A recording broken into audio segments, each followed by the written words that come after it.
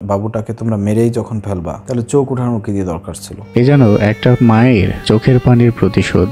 এ যেন সিনেমার গল্পকেও হার মানায়। ঝিনাইদহ 4 আসনের সংসদ সদস্য আনারুল আজিম আনারের মৃতদেহ পাওয়া গেছে ভারতের কলকাতায়।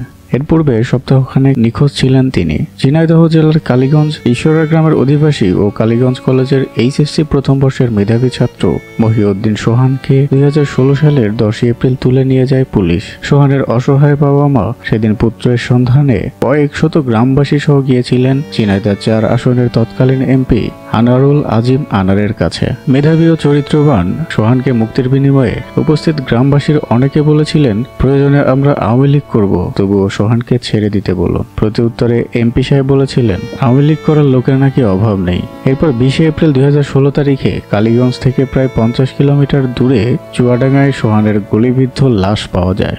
সকালে চুয়াডাঙ্গা সদর থানার ভোলাটিয়ার মাঠে ডান হাত ভাঙা, বাম চোখ উপড়ানো মৃতদেহ পড়ে থাকতে দেখা যায় শহীদ মহিউদ্দিন সোহানের। কান্নায় ভেঙে পড়েন সোহানের গ্রামবাসী। তারা তাদের গ্রামের শ্রেষ্ঠ একটি সন্তানকে হারিয়ে ফেলল।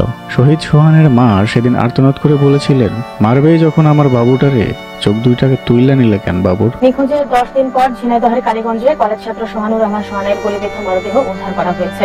আজ সেই আনারুল আজিম আনারের মৃত্যুর খবর শুনে বারবার তিনি সোহানের সেই মা, তার করুণ আর্তনাদ ও শহীদ সোহানের চোখ উপড়ানো লাশের ছবি বারবার চোখে তার ভাসছে। এ যেন একটা মায়ের চোখের পানির প্রতিশোধ।